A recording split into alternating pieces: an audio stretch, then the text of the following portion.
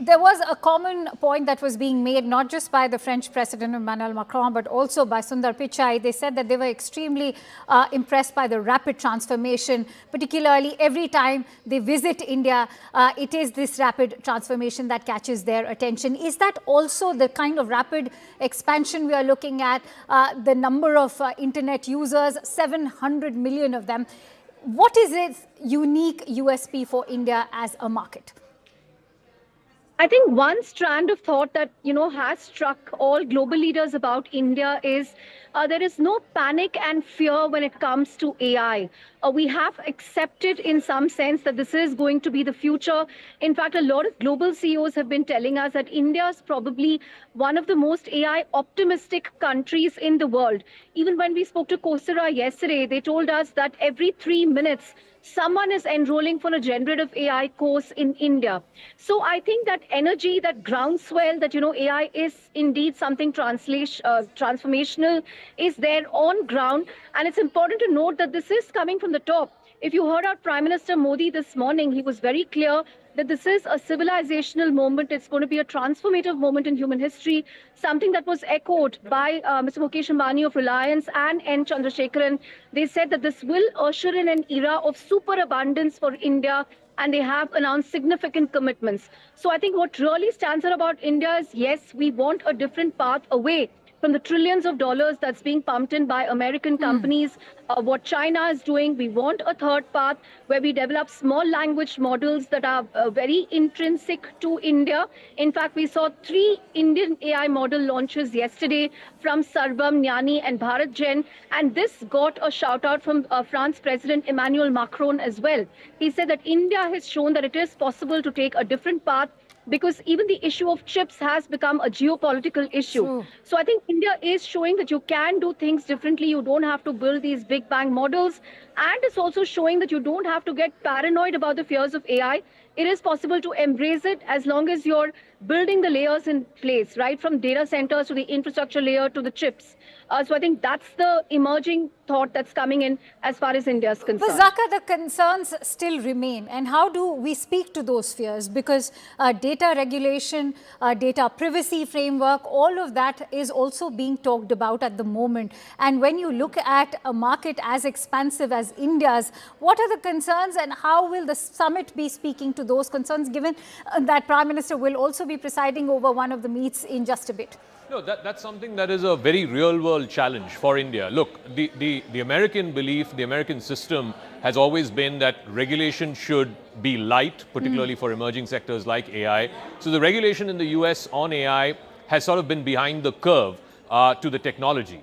The Chinese have adopted the opposite model, where the regulation is ahead of the technology, because it is a closed system, it's a closed state. So therefore, only what is permissible under the state structure, only that much will be allowed by the technology. India, though, has to find this sweet spot where the regulation is keeping pace with the technology, particularly when it comes to young kids. I think the French president mentioned this.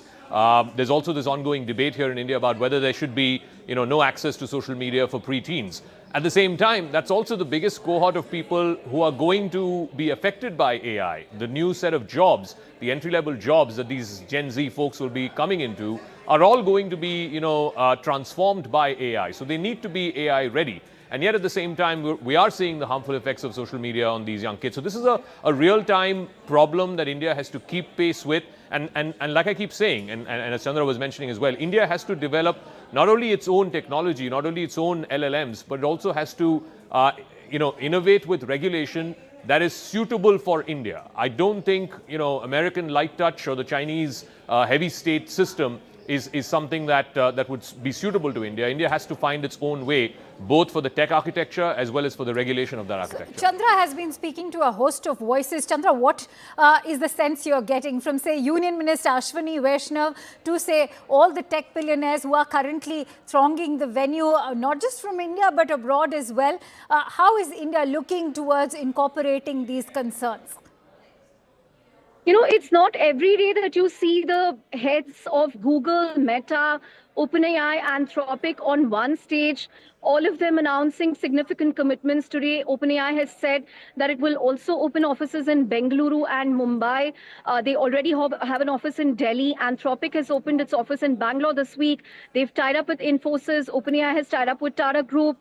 Google has also announced significant tie-ups. So they are very positive about India as a market. I think we should keep that aside. There's no doubt that India is a big market. But I think what's also stood out this week is India's ability to develop its own AI models, which people were skeptical for very long because we are not investing the kind of capital that an OpenAI or an Anthropic is getting in the US. And despite that, yesterday there was demonstration of Sarvam, demonstration of Jnani, and demonstration of BharatGen, which are very Indian-specific use cases, trained on Indian data, suitable for Indian languages. So I think we are showing that it is possible to do this kind of frugal innovation, that you don't have to, throw billions of money into this. It's possible to develop smaller use cases, smaller language models tailored to the India context. And as far as the overall fear about jobs are concerned, I think the IT companies have also, put up this message that they are reskilling in real time. And that's what Ashwini Vaishnav told us yesterday as well, that all these IT services companies are working towards becoming AI services companies. So that's the message that they want to send. Will it lead to near-term disruption? We'll have to wait and see. But I think everybody's cognizant of the fact that they have to upskill, reskill in real time. And that's where all the investment is going. But if you heard out Nandan Nilekani and N. Chandrasekaran today, Right. both of them said that this is a great opportunity for IT because only they know how enterprise IT systems work. So you can't just plug and play some AI tool in a company. They will have to configure it. All right, stay with me, Chandra and Zaka. We're getting in more breaking inputs. In fact, let's quickly